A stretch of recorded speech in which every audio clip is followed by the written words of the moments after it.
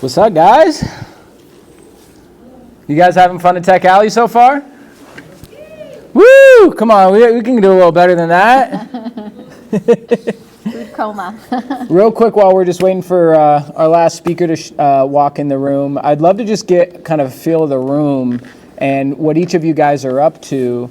So if you guys don't mind, I'd love a chance to just learn more about your guys' business. So I'm curious, what do you do? Yeah, so I first want to just get kind of a feel of the room. It sounds like we have people anywhere from just looking for a new opportunity up to established business owners. We'll have a third guy joining our panel here momentarily, but the goal of this panel and really this session is to help you guys solve whatever restraints you have when it comes to getting more business, right? Between me, Gina, and Antwan, the three people up here, we have decades of experience in marketing, hundreds of millions of views, pretty much anything when it comes to marketing for any type of business. Between the three of us, we've seen it a couple dozen times. So I'll start off by having Gina here real quick, just give like a quick 30-second intro on her background so you guys can have a little more context on her. Make some noise for Gina. Hi, I'm Gina Nacnac. I am a marketing strategist. I primarily focus on social media and helping individuals build their personal brands and building out social funnels to actually have that content bring clients into their business. Right now, my primary verticals of focus are in the wellness space, in peptides, and in telehealth. So I'll open up the first question to you. Obviously, recently we've seen the peptide market exploding, right? I think I talked to 3 people here separately that all told me they're doing peptides. So for someone that has had success online, and make some noise for Antwan. Finally showing up. EDC's in town, so sorry, late night. And I'll open this up to you too, because Antwan actually has some background in the peptide space too, also social media background as well.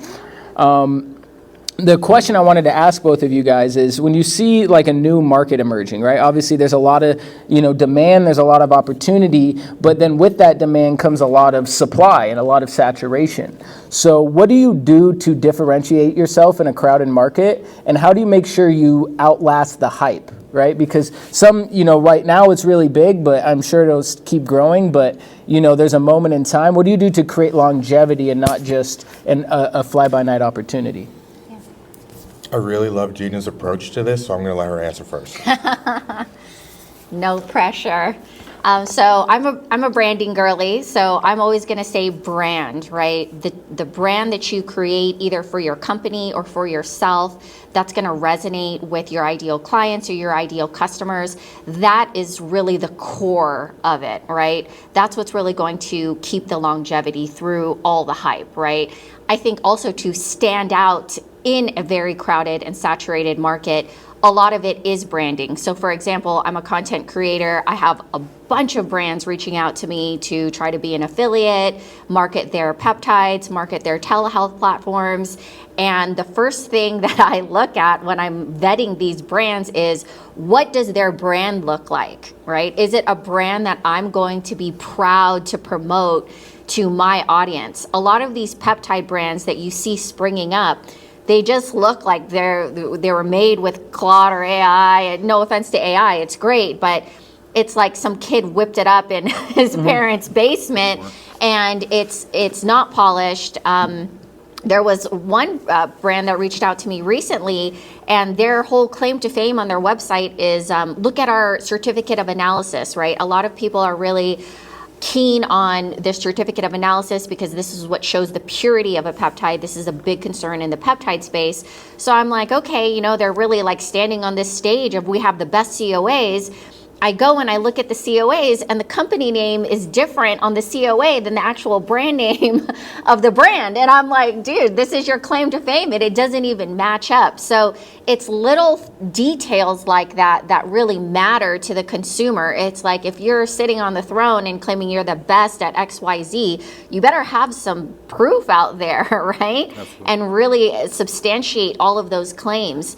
And then I think in terms of longevity, it's really a matter of serving the customer at the highest level, right? Because cost per acquisition is really high. I think a lot of people have this misconception of like, oh, I'm just going to run ads. And they think that that's going to be the end all be all solution. And it's like, you really understand how much cost per acquisition for clients are. It's a lot, right? And so that's where retention becomes really important. And how do you retain clients in a super saturated market when all your competitors are going after the same market? It's going to really come down to the customer experience and how they feel taken care of. Yeah. I love that. And mic drop, right? Because that was pretty much everything that you would need to say on it. I would just like to add that in addition to serving your customers at the highest level and in alignment with the branding, I come from the clinic background with a specialty in marketing. And so what I've done over the last 2.5 years is scale my first stem cell clinic to $300K a month. And now I'm about 3 weeks away from having my second clinic here in Las Vegas open up. And so we do stem cells, peptides, PRP, HRT, vitamins, etc. DMT? Botox. No DMT. Sorry, not yet. That's a different clinic and that's a different audience. However, watching these new emerging markets like the peptide market come into place, the only way that you can really hedge your bets is with credibility, right? Like you said. And if the credibility doesn't match up, then that's an issue. And so the one thing that Gina does that I really love is that all of her stuff is doctor prescribed and a doctor physician led. And so coming from the clinical space, I look at all of these kind of startups with like kind of a half a smirk. I'm like, you guys don't even know the tree that you're barking up right now. And because I understand the clinical side of it. And so when you can actually differentiate yourself in a space like that where it's super oversaturated, but you're in one of the very few lanes that most people don't have access to, then that becomes a thing that you can hang your hat on. And if you do it right, then you build a really big brand like she does, and then you're able to leverage that against the marketplace. And for me, with my marketing company, I leverage what I've done with my stem cell company to every other doctor and physician's clinician office, and I can just show them, hey, here's the results. Do you want it? Right? And it comes simple. So the biggest thing I took away from something Gina said there that really is kind of the fundamental of marketing is it's an equation we call the LTV to CAC ratio. So you guys should write that down. What is the lifetime value of what someone's worth to you as a client, and how much does it cost to acquire that client? Those are basically, if you break marketing down into everything, the two most important metrics that will determine if your business is going to grow. And what's happening now with AI, and it's never been easier to start a business. As that supply goes up, so does the cost to acquire a client. The competition becomes heavier. So really putting that emphasis on what she mentioned about fulfilling for your clients and retaining them, and understanding that it's 5 times easier to get someone to buy from you if they've already bought from you. And really expanding on how do I take someone and 5x what they're worth to me. If you can 5x what they're worth to you, you can spend 5 times as much to acquire that client as well. And whoever spends the most on marketing typically is the one who's going to win, right? So, when we look at like how can we lower how much it costs us to get a client, I think the first step is understanding who are the clients that make us the most money. Right? Like a videographer could go shoot a commercial for a local laundry mat and they have a $200 budget. That same amount of effort could close a $20,000 contract, and it's probably going to be a little more work, but not comparatively to them having to go do $100, $200 projects, right? And so if we can start to shift our focus to how do we get the highest level client we have and then position our messaging to serving that specific person, I've seen that play the biggest factor in scaling my company, as well as the last part of it, which is on the LTV side, which is figure out how you can create a reoccurring offer. I used to charge 10 grand for my services one time. And then after I paid out my team and I had, 25, 30% margins left over, I was getting a one-time check of 2 to 3 grand. Versus now my services cost anywhere from 3 to 10 grand per month on 90-day minimums.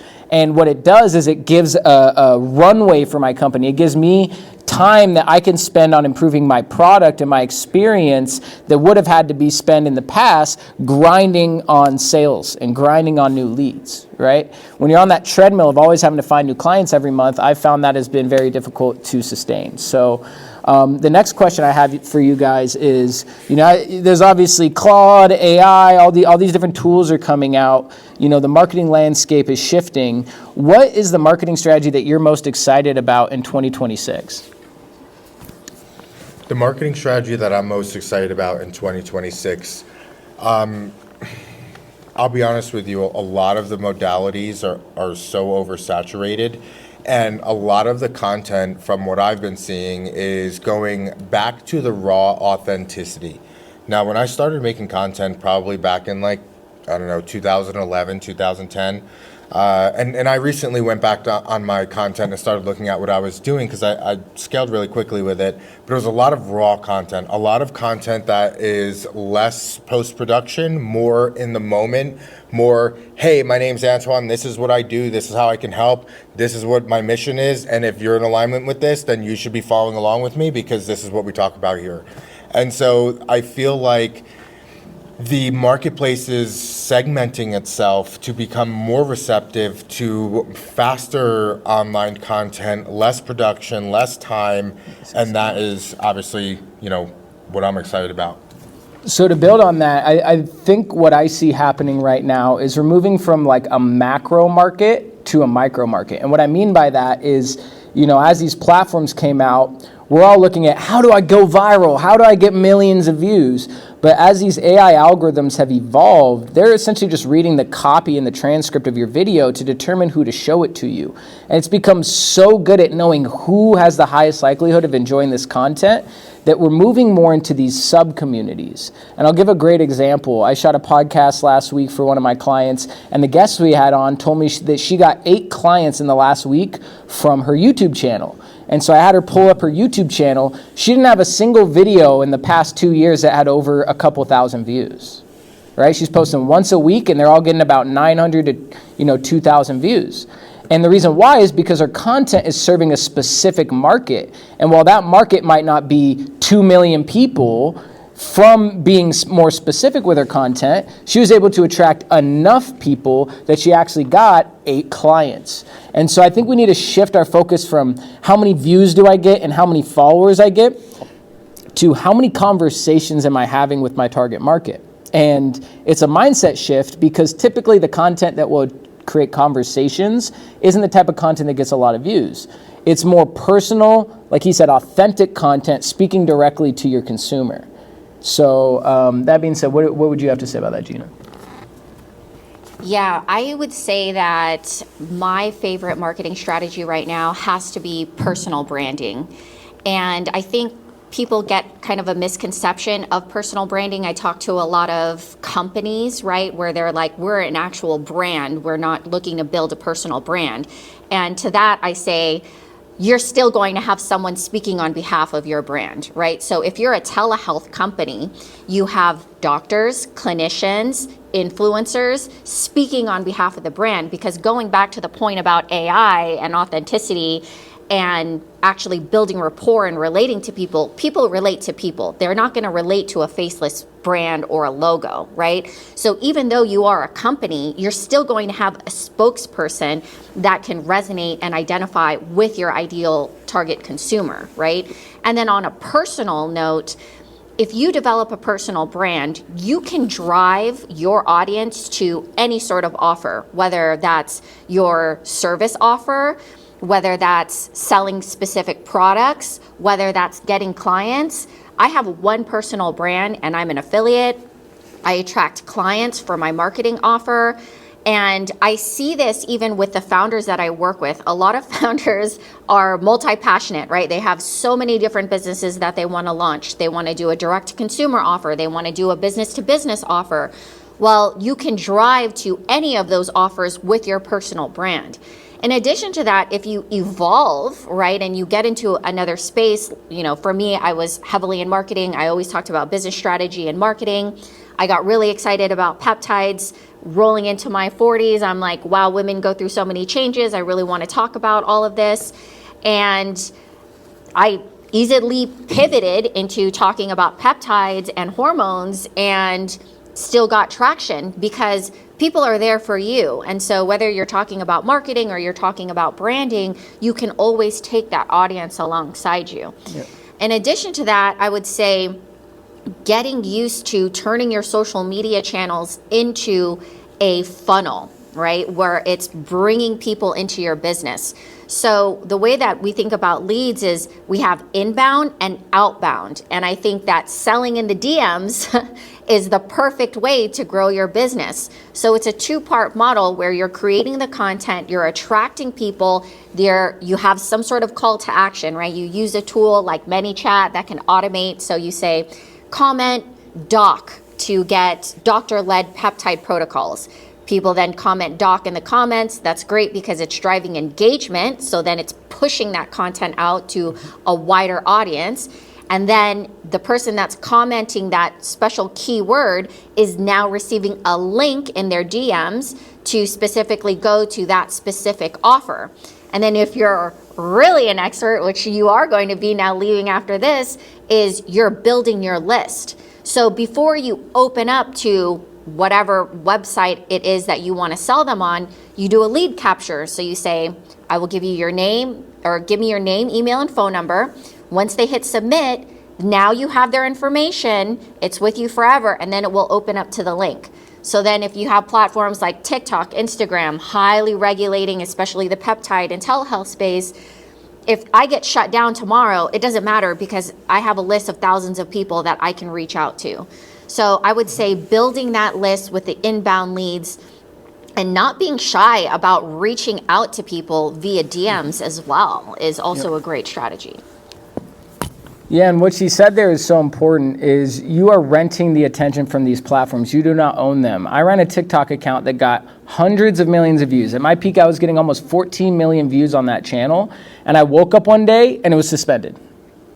Never broke the terms of service, don't even know what terms of service I broke. They just shut down my account. I don't know if it was a false flag or bots or whatever, but the truth is, if I had a list, I wouldn't have lost that much momentum. But I had to start over because I didn't have a list of people I can contact. My entire list was in social media.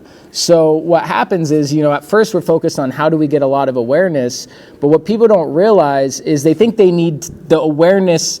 They think the awareness works when people reach out to them. But the awareness is a chance to get that initial foot in the door. But when you're first starting trying to get off the ground, it's more about you reaching out to them, not them reaching out to you. So anyone that's liking, following, commenting, sharing, saving any of your content, that's a lead. And that's a lead that's warmer than a cold lead because those people at least know who you are. So when they get a message from you that says, hey, Susie, thank you so much for following me. Just curious what made you want to follow my account. Now you can start a conversation and start to pre-qualify whether that someone's a good lead for you. And so I'd love to dive into with you guys, because you have people here that have a lot of sales experience with social media, about the power of the DMs, right? It's like we can run essentially, like getting attention really isn't that hard. You put out podcast clips, you put out content talking about what you do, and you stay consistent with it. If you post at least a couple times a day, you will get people interacting with your stuff. But the part that people drop the ball on, and the part that keeps people from actually turning it into business, is they don't have a DM strategy to turn that person from a watcher into a buyer. So, I would love to get your guys' opinion on how do you take someone that maybe liked one of your videos or followed you and get them to actually buy from you? What does that process look like, and how can you make it very simple and tactical? Sure. So, kind of on the contrary of my counterparts here, who are very good at organic social media and putting content out there and etc. That wasn't natively what I was intrinsically focused on scaling my business at.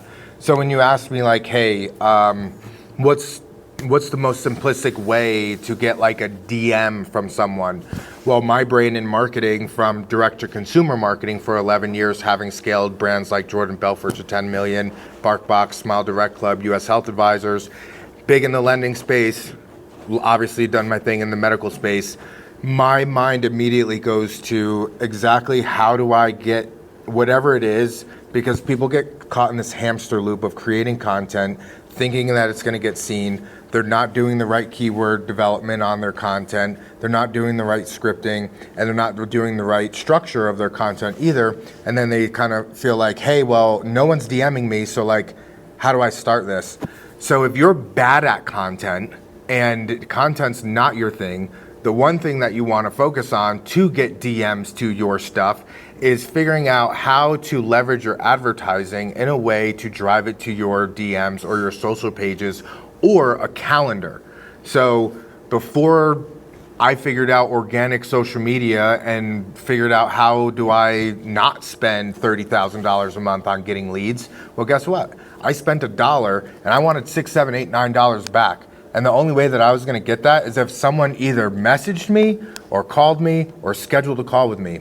And so the best way that you can do that is focus on putting out content, whether it be advertising content, still photos with text on it, or you behind the content. But if you're really uncomfortable with it, either find someone that you're comfortable with having a face for the brand, or you're going to create what we call a faceless brand, and that brand is going to leverage a lot of education, and it's going to leverage a lot of information heavy versus something a little bit more entertaining. And so when we have brands like that, then what we do is we run advertising on those platforms from your pages, and those pages are in alignment with a very high educational value, which gets people interested and leverages the intrigue factor, because we want people to get on our pages, have interest in it, but then also be intrigued to click the button. And whether you're running organic marketing or paid marketing or advertisement, our goal is to leverage the intrigue of an individual to do 3 things on the internet, which is 1, give us your name, phone number, your email. 2, you're scheduling your phone call with us and you're giving us your name and number and your email, or you're voting with your credit card and you're buying that thing. So that's, long answer for sorry. Super helpful. Thank Gina you. will be better at this. So my strategy for turning a lead into a client is creating the least amount of friction as possible. Yeah. Okay, so make it as easy for them to buy as possible. So I actually just posted a story about this the other day, but I'm like, I sell shamelessly.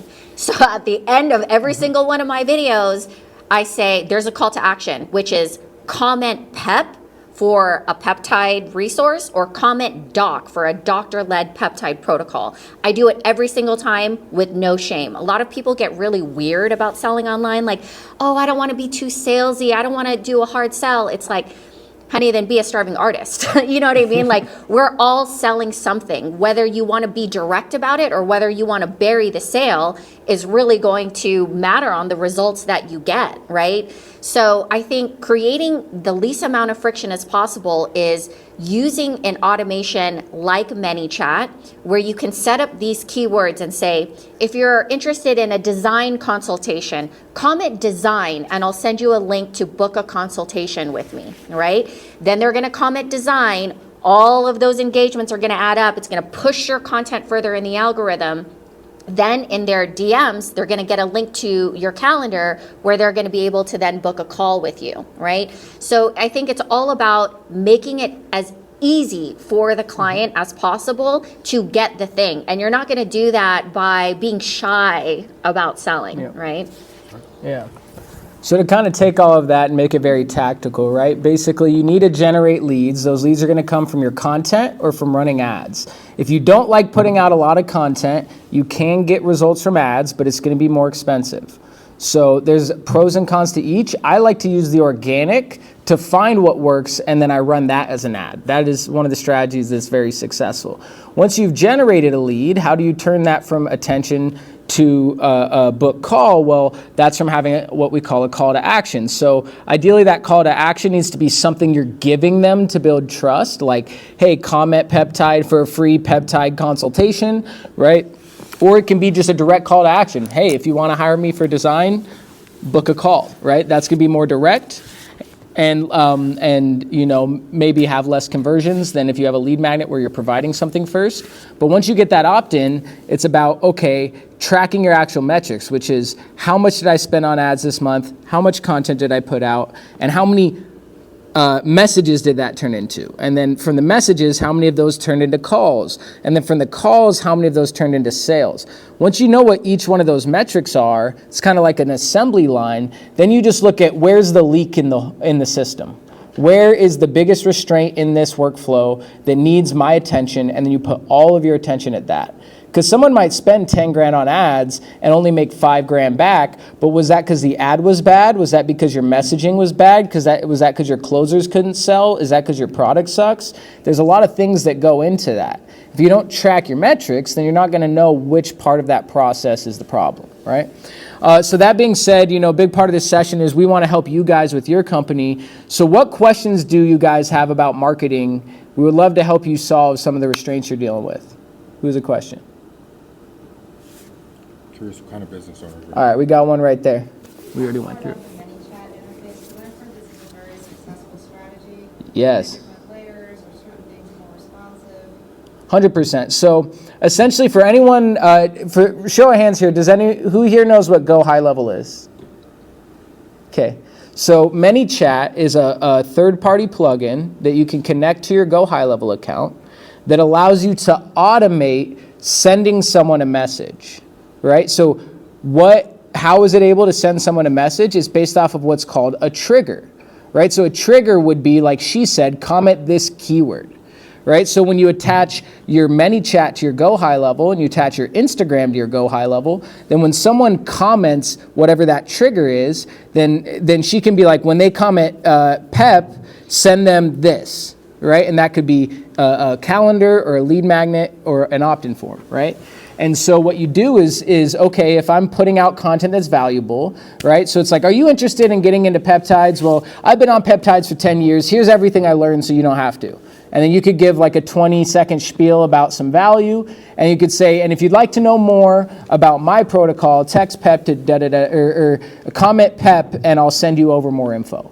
So you'll make maybe 10, 20, 30 videos that are all value-based around whatever it is your avatar is and how you're serving them. Then you add that call to action, and when they comment it, then it will trigger those ManyChat automations. And when I tell you guys about this idea of changing your focus to how many conversations you get versus how many views you get, what would you rather have? A video with 1 million views and 2 leads, or a video with 2,000 views and 10 leads? The 10 leads is going to make you way more money than the 2 is, even though it has way less views.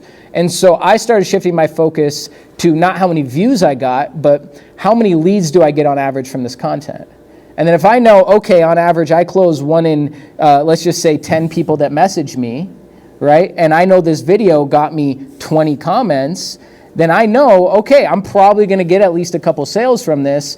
Well, now I can take that video and then do what he said, which is run it as an ad. Right? But what I recommend doing is test it organic first, because that costs you nothing, and then take the top 10 to 20% that work the best, and that becomes your ad creative, right? Versus what most people do is they go, let me throw a bunch of stuff at the wall and see what sticks, and then unless you have someone that's experienced like him managing it, a lot of times you end up wasting a lot of money on bad creative. Does that answer your question? Did I miss anything there, Gina? I pretty much covered it. I think I'll kind of add one more thing. Oh. Mic down. Did you want me to put it? Just clip it on. Yeah, so just to simplify the ManyChat automation, you don't even necessarily need to have Go High Level. If you just want to get on the ManyChat platform, you just go to automations, you set the keyword, you say whenever anyone comments whatever keyword it is, then they will either receive a comment and or also a DM with whatever it is that you want to share with them. So whether that's a calendar link or a sales page or whatever it is, where Go high level comes in is if you create a form to capture their information before you push them to a destination site, right? So if you're a business owner and you're just pushing direct to the business, then you might be able to capture the leads information directly from that website, right? But if you're an affiliate like me, I don't want to drive directly to my partners because they're going to land on their website. They're either going to buy or not buy, and I will never capture their information. So where Go High Level comes into play is I have built my link in bio on Go High Level. So there are buttons that say doc for doctor-led protocols, peptides to get peptides. And when they click on that button, it will open up a form where they have to give me their information, submit, and then it will open up to my partners page. So that's when you can use Go High Level, is when you want to create a link in bio, create a form to capture their information. But it's essentially like a CRM, right? You just want to make sure that you're getting their information. But ManyChat is really easy to use. It's very plug and play. Like you just go to the automation tab, set up the keywords, set up the messages, set up the link, and it's good to go. Yeah. Does that answer your question? Yeah. Okay. Cool. I actually didn't know you could do it directly. Just And then if you need any help setting up your Go High Level, you come to me. Yes.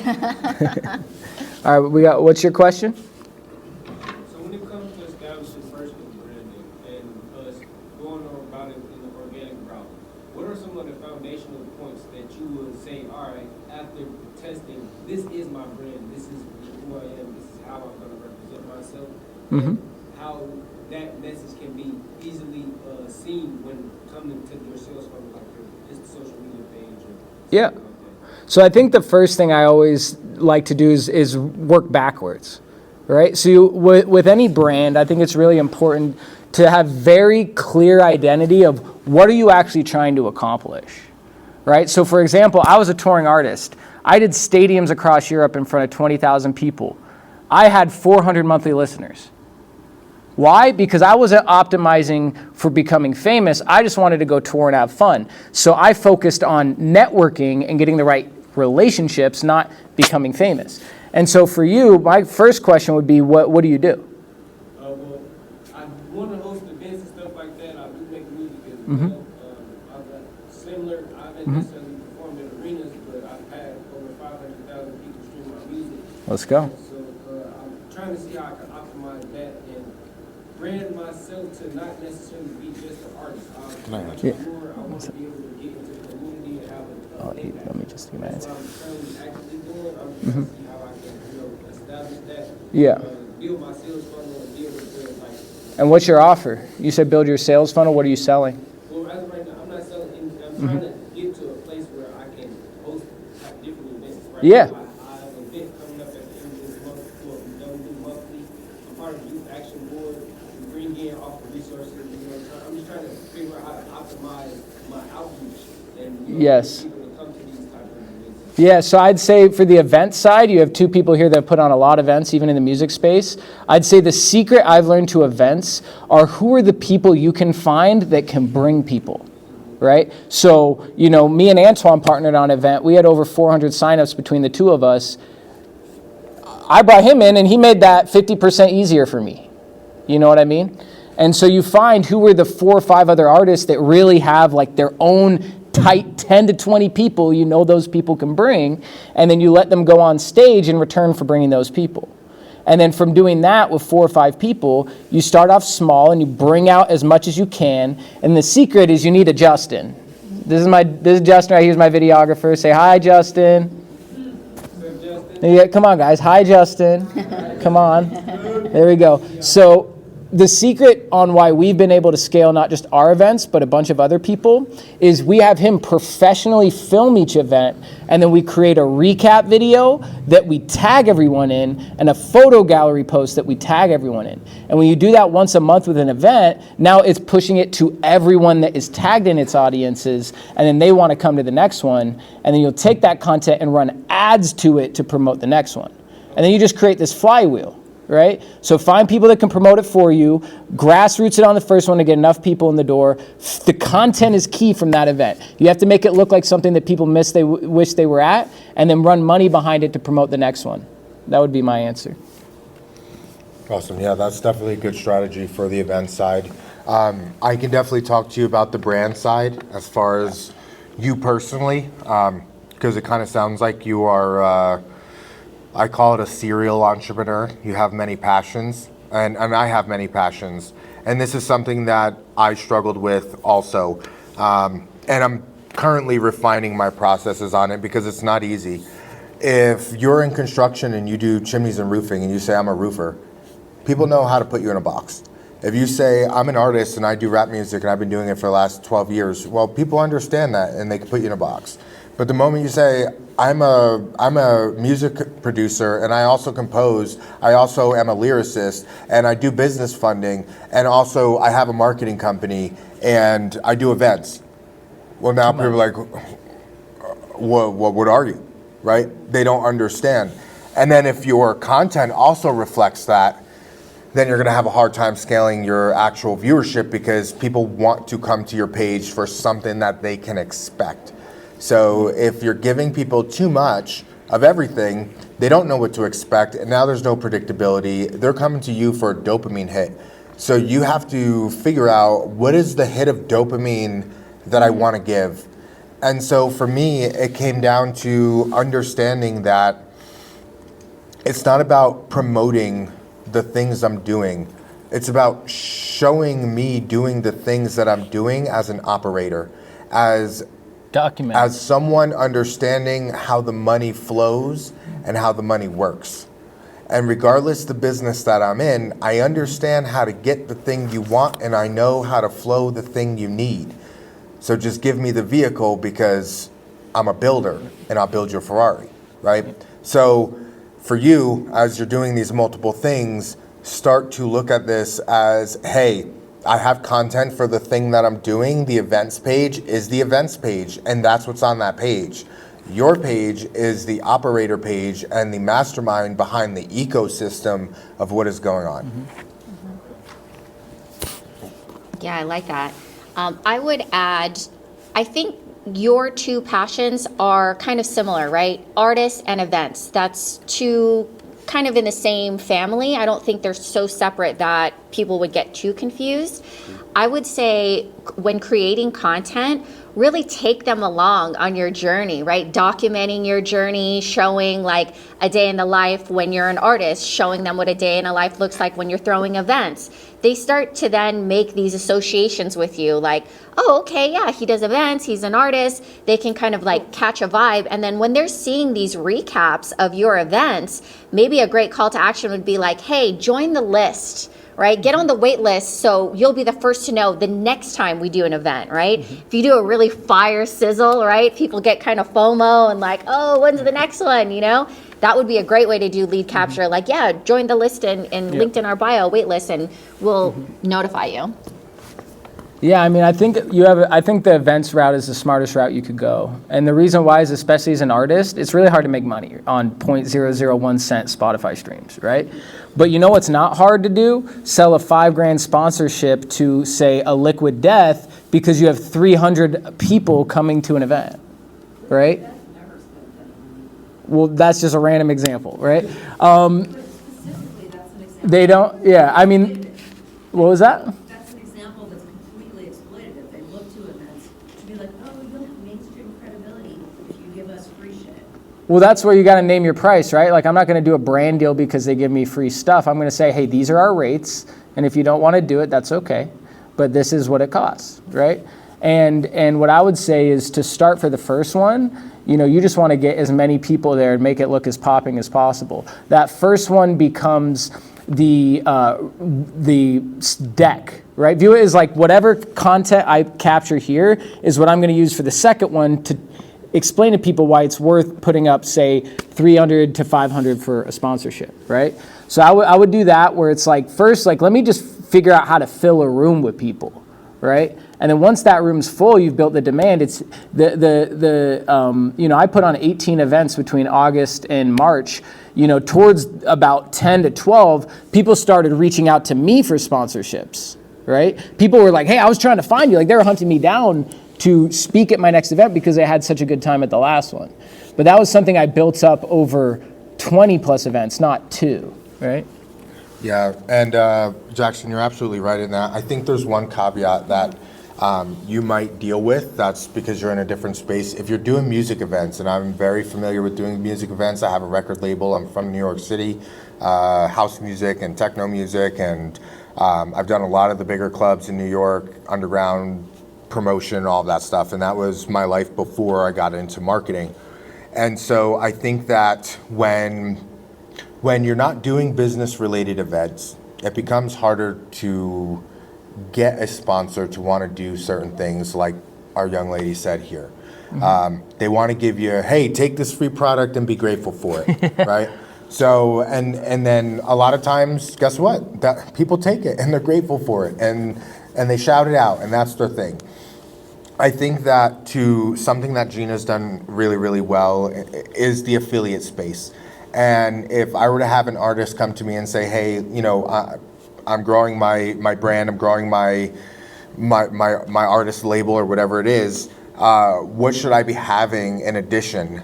I would say you need to find someone that will allow you to affiliate their high ticket programs as you go and you're building your stuff. Here's why. Because it's very hard to start your own business, and when you're starting multiple businesses, it's even harder. So the best thing you can do is leverage someone's brand and business that is already having something to do with your marketplace. Now, for yourself, marketing is a great place to start. Why? Because you're going to meet other artists, and at the end of the day, maybe they got some more money than you, and they want to market. Well, that's great. Hey, we're going to help you. We're going to help you get more streams on this, that, and the third, and you're going to come on board, and we're going to do this for you, and it's $3,000 a month. Well, that's easier, and now you're taking your demographic, that would be your peers, and you're creating them now as customers. And that's really going to be your goal, because your peers are going to come anyway. And the people that are going to want to be at the party are going to want to be there anyway. So Jaxon's model works really well because it's easy for us to go to a business owner and say, hey, boss, you want to get in front of 200 new clients this month that are in your respective field and would care about what you have to say? Yeah. What are you going to pay for that in marketing? Well, each one of those people, it costs you about $150 to $300 to get a butt in a seat for someone to talk to for your business. So how many people does 200 people cost? Times 200 each. Well, you're saving a lot of money if you're just spending $3,000 to $5,000 to get there, right? And so we can leverage analytics to actually strengthen our case to close that deal. For you, it's just a little bit more tricky. So you can find someone like myself. You're welcome to affiliate my company. You're welcome to talk with Gina to see what affiliates that she has available at her disposal. And you're welcome to talk with Jaxon. He has affiliate offers also.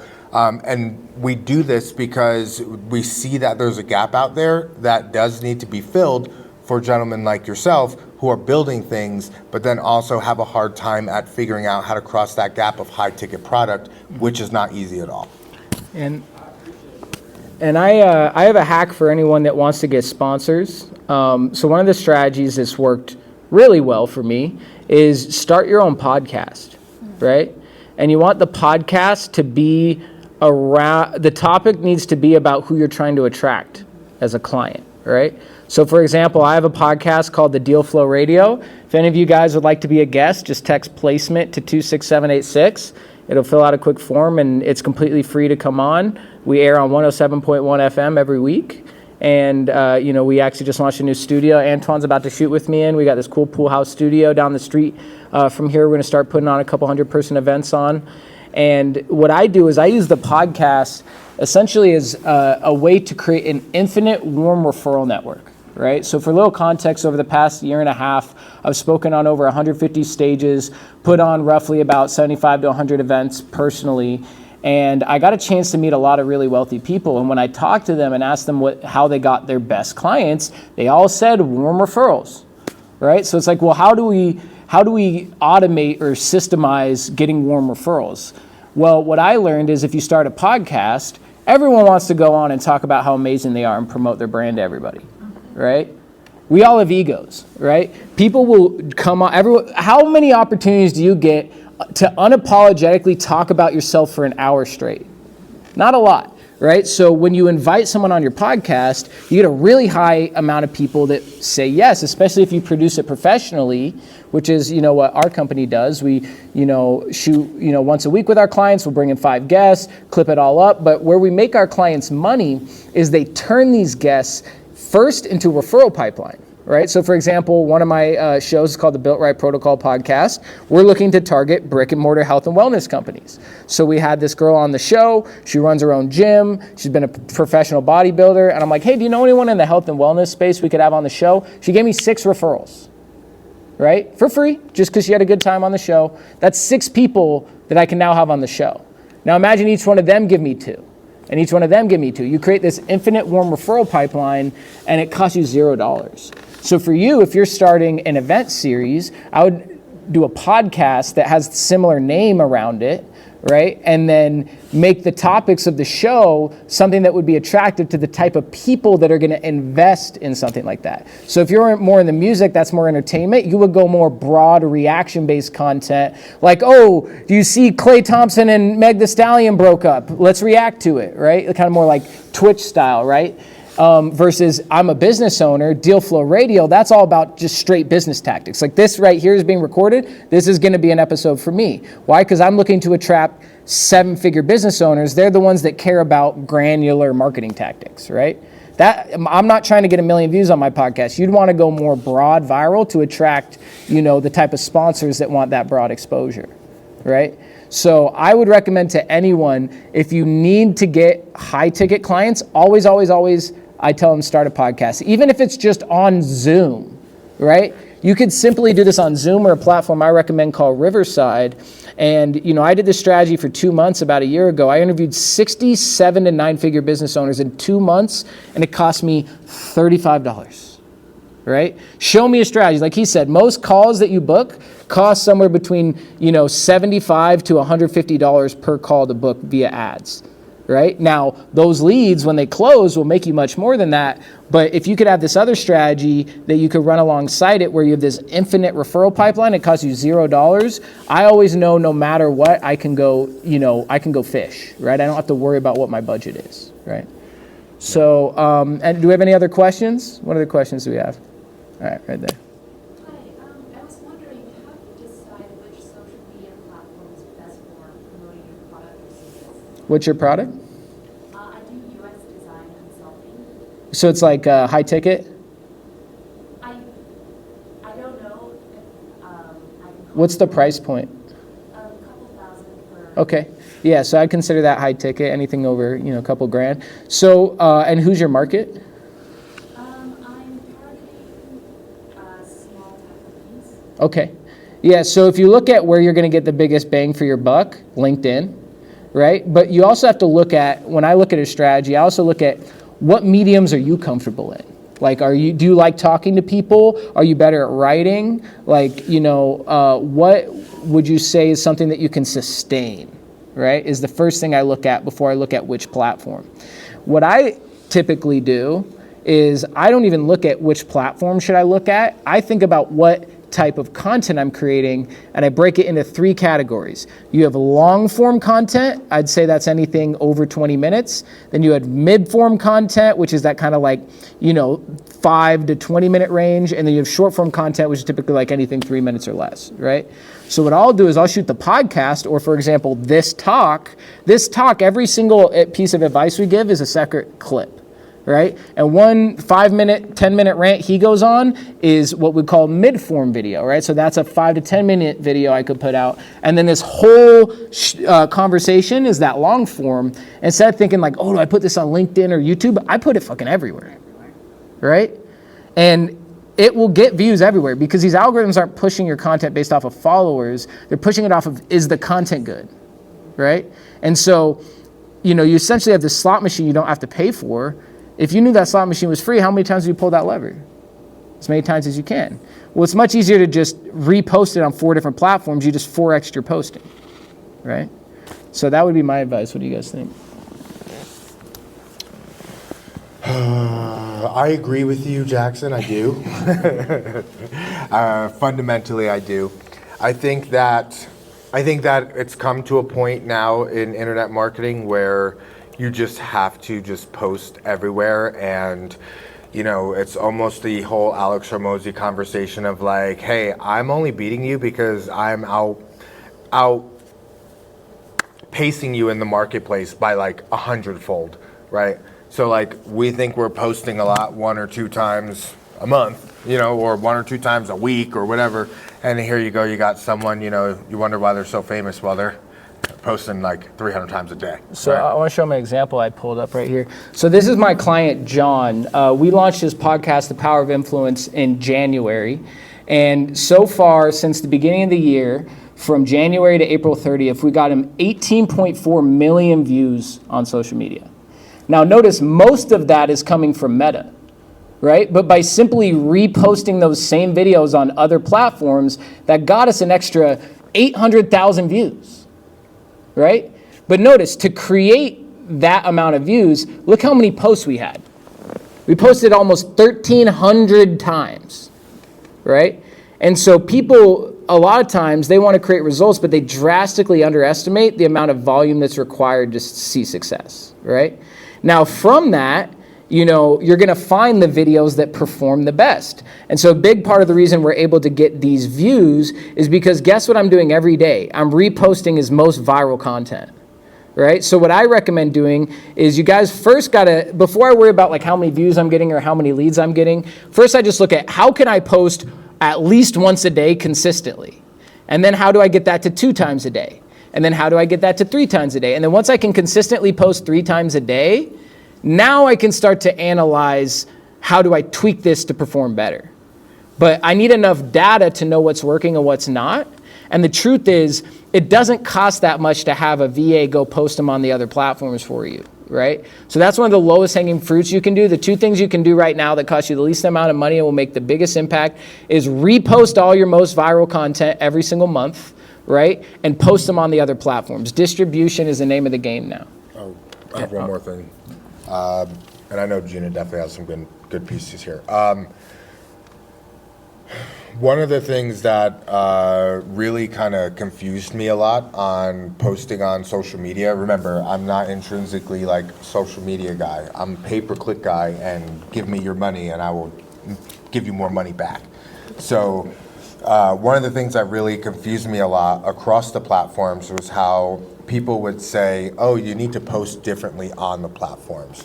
And I had a mentor tell me that Instagram is like a magazine and Facebook is like the newspaper, and TikTok is kind of like the new TV shows, and YouTube is like the new movie theater, and so on and so forth.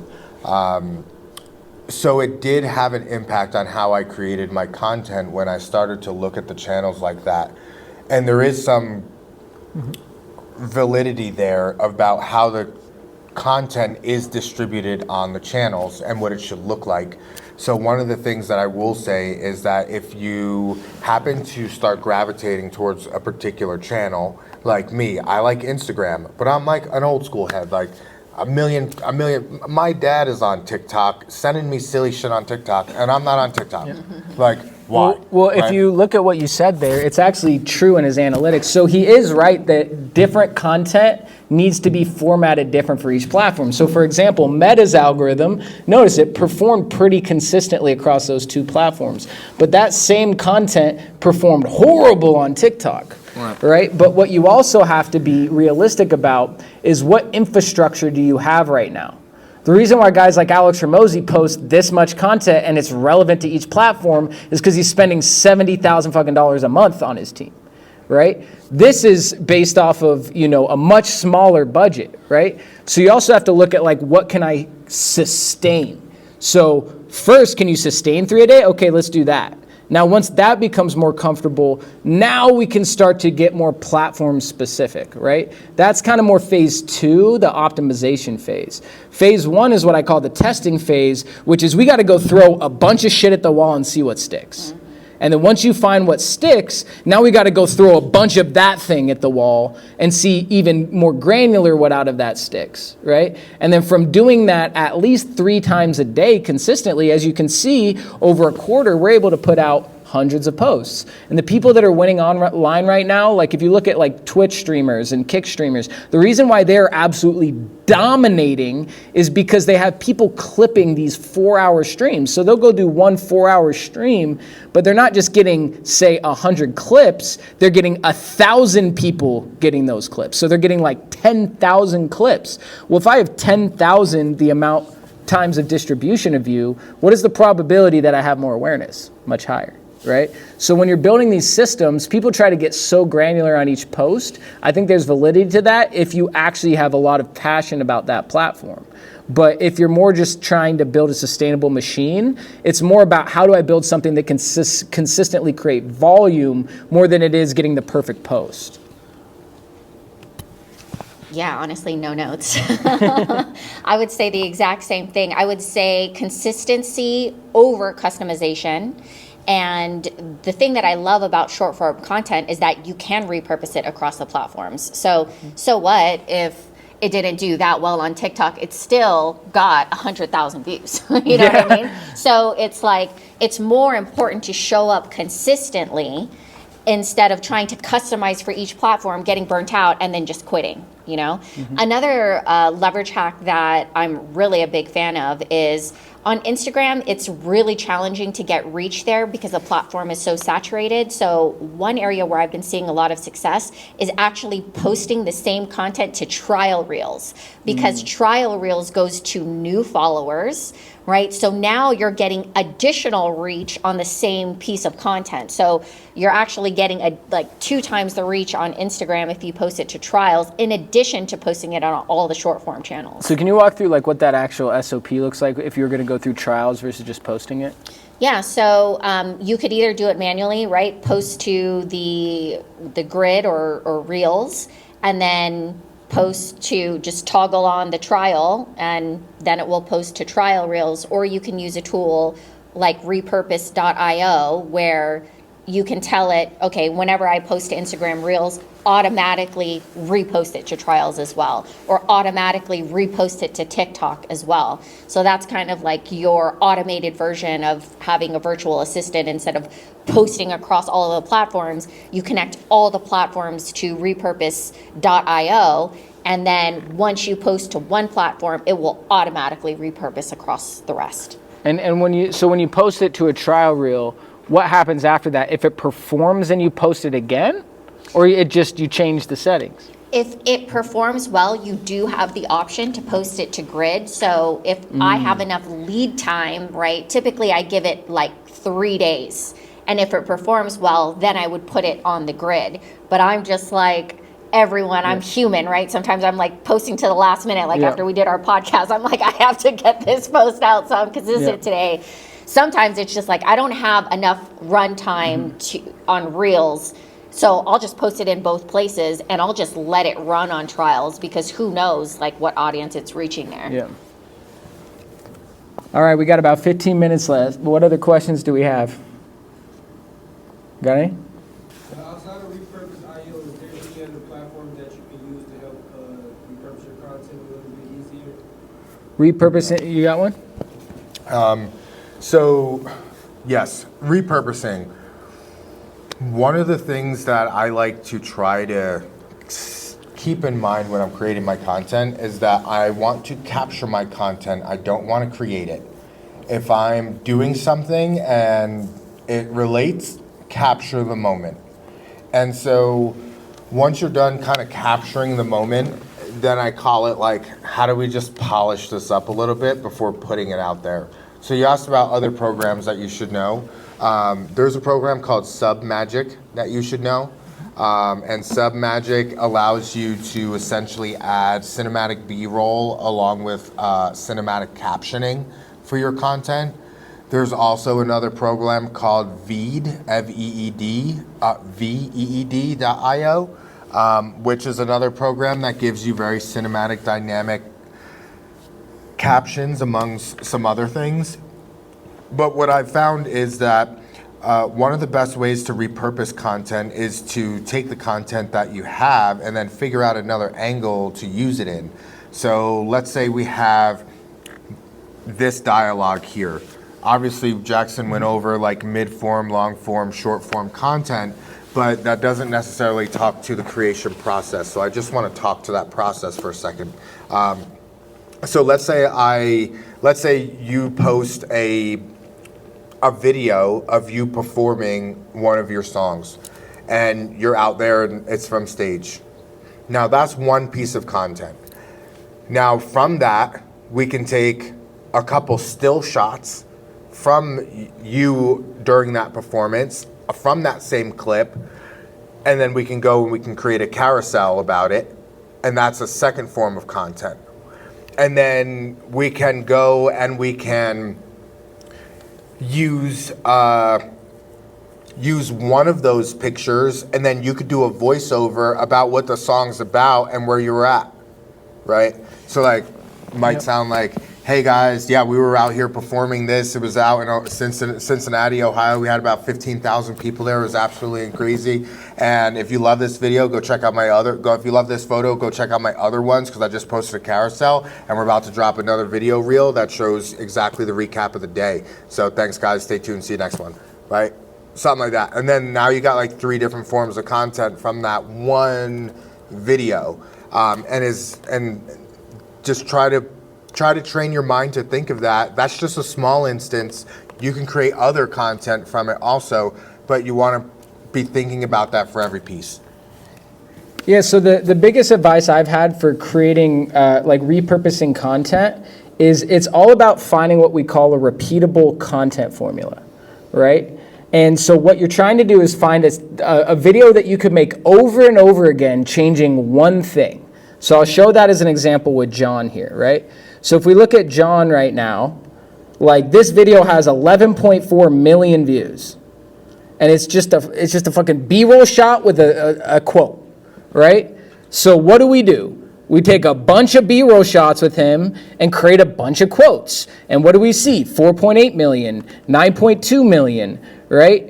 You know, some of these other ones, right? If we scroll down, like 25. And guess what? A lot of these have been posted 4 or 5 times, right? So look, this same exact video, right? Look, back to back. I posted it, got 27,000. This time we posted it, got 14,000. It looks like those were posted one day apart, right? And so when you post, you want to figure out, how can I create something that is really easy to replicate?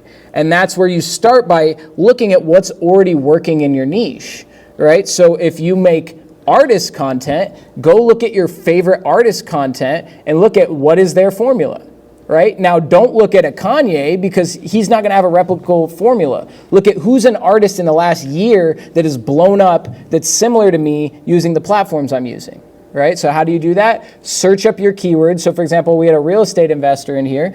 Go look up real estate investor on YouTube or TikTok, and then filter for the most popular content this month and see what formulas they're using. If there's a video there that's viral, click on their profile and see if that's something they're doing over and over and over again. And you want to start training yourself to consume social media as a producer, not a consumer. So what does that mean? That means when you're scrolling, if a video that is similar to what you do captures your attention, save it into a playlist and ask yourself, how can I recreate something like this? So for example, when me and Antwan did our event at the Ahern, what I did is I came to that shoot with our videographer, and I had a playlist of about 20 to 30 different videos I just saved in there over the last couple weeks when I was doom scrolling. Right? And then I can just take this video and do my own version of the exact same video, but promoting my event versus promoting whatever the fuck they were promoting, right? And so you want to find what already works, replicate it until you find something that works for you, and then once you find what that works for you, you squeeze the fucking juice out of it until the wheels fall off. right? And then from here, it's like I could take these 2 B-roll videos and just switch the quotes. Switch the quote from the other one on this one, switch this quote to the other B-roll on that one, and I just repurpose my content into 2 more viral videos. And that took me 20 seconds, right? So I'm not saying this exact strategy is gonna work for you, but you need to find what that version is for you. And then once you find that, making content is easy because you don't have to come up with shit from scratch every time. You just do the same thing over and over again, changing one variable. So you guys, One more thing. yeah. Yeah, those are really great tips on repurposing. Going back to the original question of what's another tool that you can use, we talked about Go High Level. So I feel like if you're going to use Go High Level already for your link in bio, for your CRM, you can also use it as a social publishing tool as well. And what's great about that is you can customize the captions for each platform. So there's a toggle where you can turn on and say, okay, I actually want a longer caption on Instagram, for example, versus TikTok. No one's really reading a full long caption, right? So using the scheduler on Go High Level, I think that's when Go High Level really starts to like earn its worth, because I think it's about $100 a month, right? When you're using it for multiple things. So now you're using it for a scheduler, you're using it for your link in bio, you're using it for your CRM, and that's worth it. Let's go. All right, we got time for about 1 to 2 more questions. Who else has some questions? We have a chance here to help you solve anything with your business. Oh, let me see. Oh, wait, we got one right here. What's your question? Yeah, so for business owners that have a hard time handing over the reins to a marketing company, and you mentioned owning your marketing. You don't own TikTok. You don't own even more so if somebody else is managing and running, like a third party managing and running your marketing. As consultants, the 3 of you, what advice do you give to those business owners as far as trying to hire in-house to build and develop their own pixel and their own sites versus I just need leads. You produce the leads, sell them to me at whatever cost. So the 2 questions you have to answer yourself is, what is my restraint and what is my budget? Because those 2 will determine what the best route is for you. For example, you could have the exact same problem as someone else, but if you guys have a 10 times different budget, it's going to be a different recommendation, right? So just for example, what is your business? Small business lending. Small business lending, okay. And how do you currently market to them? Internal, and then we also have external sources where we buy it. Yeah, so when we're looking at hiring someone in-house, what I always you have to always answer, when, especially when marketing you're hiring, is if I'm hiring this person, what restraint are they solving, right? And is that restraint going to make me a return, right? So, for example, if you have someone like in-house that's handling all your social media, and you're paying them, let's say, a $5K salary, right? Well, maybe 30% of their time is getting handled on scheduling. And you could go, well, I could pay someone $4 an hour to do that. I'm just going to go hire that one task to be done much cheaper, so I'm not paying this big markup to an agency, right? So the challenges with agencies is a lot of them are playing this arbitrage game, right? And what business owners do is they get overwhelmed and they're like, I don't want to deal with any of this. I'm just going to hire the agency. But then that agency, if you're giving them more responsibility, just know that that typically means less margins, right? So what I like to do is get clear on, is this something that I need to completely outsource the whole department? Or are there 1 to 2 pieces of this that are really the cogs in the machine that if I was able to take off our plate could actually really help, right? Because chances are, a lot of times we're doing stuff that will help grow our business, but it's not the most important thing. It's not just about what you need to do, but what order you're doing it in. And if you're trying to attack step 5 when you're on step 1, then, you might be wasting your time, right? So I would say is know what your restraint is. Make sure that that's something that, if you are going to hire out specifically to an agency, it's because you want that completely handled by that person. And if you're going to hire that agency, I would really look at I like to work with people that undersell me, not oversell me, especially with marketing, right? A lot of marketers try to go, look at the best results I've ever got. I'm going to do that for you. When I work with people, I try to be realistic because it's not always just a binary equation. There is an aspect of testing here that takes patience. So, Well done. Well done. Well Thank said. you. I think that I will answer this twofold. One, as a business owner, doesn't want to give up shit. And then two, as a marketing agency, who needs some control. So one, as a business owner, getting a business owner to give up the reins, so to speak, is it's like getting somebody to change. You can't get them to change. You can get them to maybe see something that they want to change in themselves, and then they're like, oh yeah, that makes sense enough for me to want to change that. So you have an opportunity there. But when like for me, I wouldn't say I'm a control freak to the point that it's like a problem, but I definitely have passed enough balls to enough people and they've dropped it on the floor that I'm like, hey, here you go. Wait, no, wait a second. Do you got it? Right? And so when you hire a marketing agency, good deals are made in the beginning, every time. A bad marketing agency is going to come through the door and they're going to look to own your process. And that is an agency that is looking to screw you to an extent. And this is coming from someone, I run both models. And I'll tell you why I run both models. So I have a model where the client does not own where the client owns the pixel. I go into your system, I work in your system, I'm an employee of your system. If I leave tomorrow, your systems stay. Why? Because that's the right way to do the business. A lot of marketing agencies will come in and they'll say, you don't own the system. You're going to use our process. The lead, we're going to onboard you to our system, our CRM, our front end, and you're going to get the leads from inside of our system. And if you leave us, then all your stuff stays here. Now, I also run that play, but it's for a different reason. For typical business owners, let's say in the lending space or in the real estate space or in the small mom and pop small business space, I think that is what I would call predatory marketing tactics. And that is angling a business to have no other reliance other than you. Now, I will contradict myself here. Where I feel the high ticket business entrepreneurial space, I don't feel like that is an okay practice. I do practice this in the medical space, and there's for a couple reasons.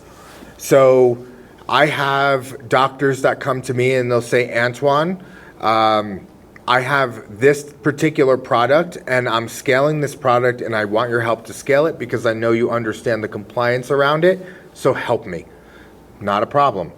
In those types of situations, it's handled the same way I would handle a small business owner, and you own everything, doc. I don't want nothing from you other than for you to pay your bill and put your money into the marketing spend. And then I have another kind of deal.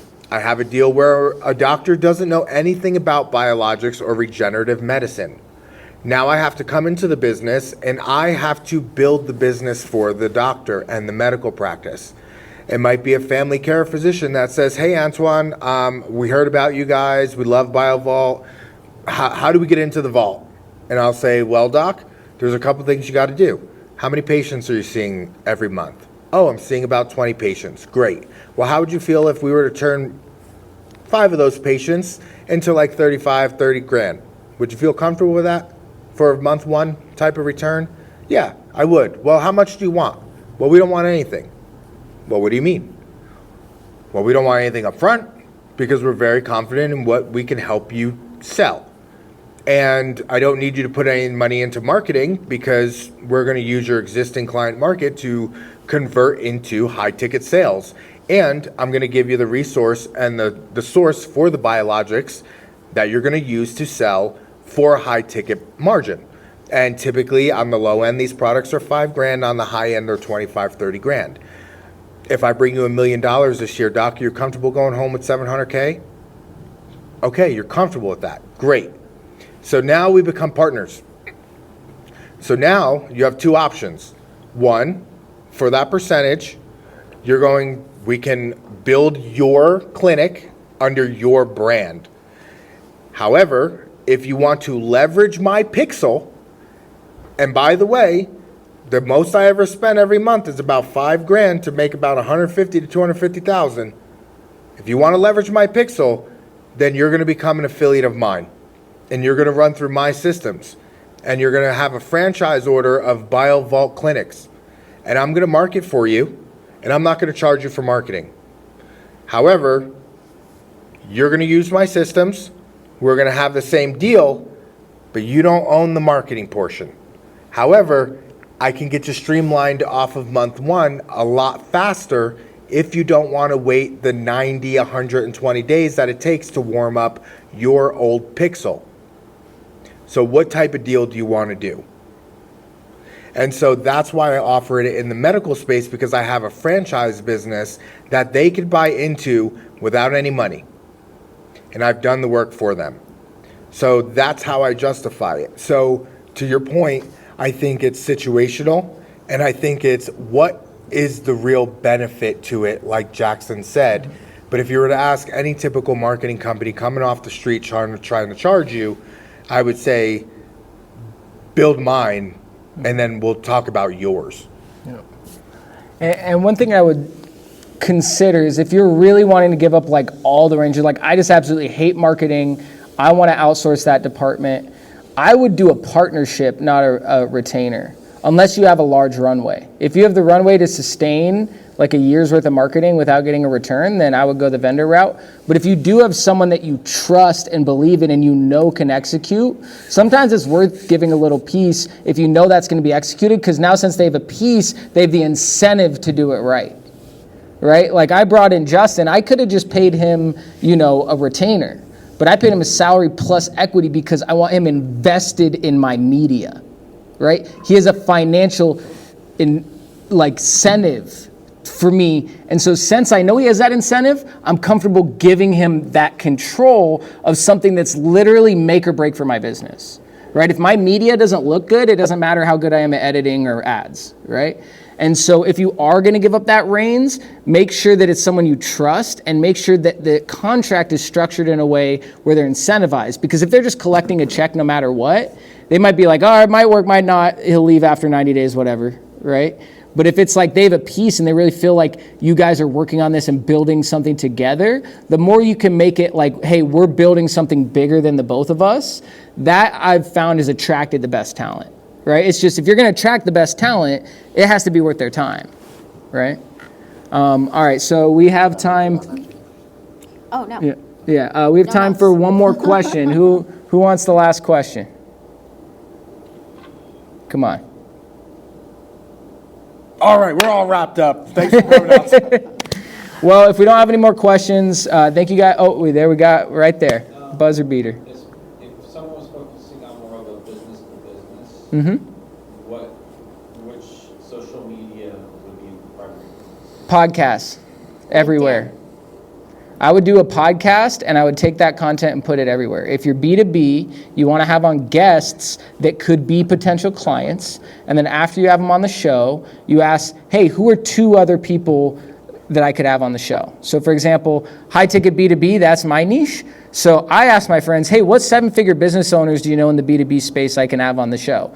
Oh, talk to Antwan. He does $300K a month in the medical space. Cool, Antwan, come on my show that we're about to do right after this. Then I'm going to have him on. And guess who Antwan knows? At least 2 people in the B2B space that I could have on the show, right? We literally had this conversation on the way over here. I was doing this shit to him literally there. And I would start there, and I would just batch the first 10 to 15 episodes and not even put anything out. I would just go get a client. Show that you can turn them into clients. I'm not saying you can't put stuff out, but what I recommend doing is batch that first season, and then from that first sale, use that money to go clip up and distribute that content, and now you have a runway. Because if you pay someone a couple grand to go clip up 5-10 episodes and you get 5 to 10 clips per episode, now you can consistently post a couple times a day, and then I would take those posts and I put them on every platform, not just one. Yeah, please.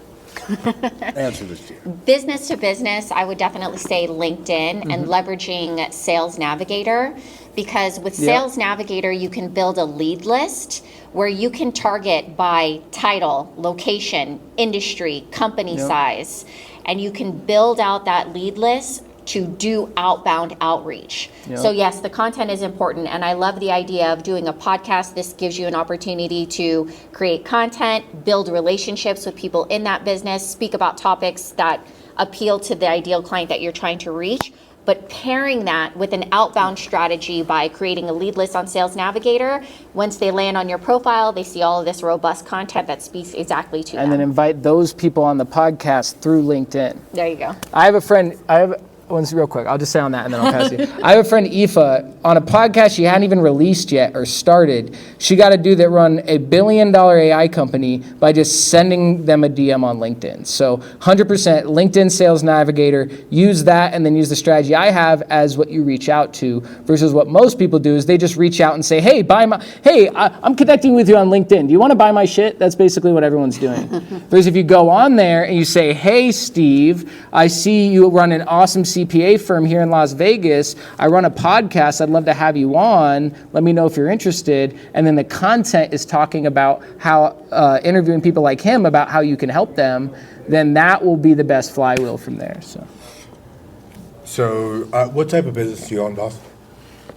I was the one that was trying to start off with that idea. I ran to them earlier. Sorry, I came late. Yeah, I personally ran into the problem you mentioned earlier about having too many hats. Sure. So I'm focusing on. We gotta wrap this up. Basically, Oh, we're late. businesses basically aren't They start at small 2:30. to mid-sized business. Okay. Hey, sorry guys. I just realized we were supposed to end 7 minutes ago, so we got to wrap this up. But thank you guys so much for coming out. If any of you guys would like to connect with me, my company is called 4Better. You can just go to 4better.vegas or come talk to me right now. Thank you guys so much for coming out. Oh, we got Gina. Come talk to Gina if you need anything, marketing, peptide stuff. Antwan for everything else. Digital Offer Agency.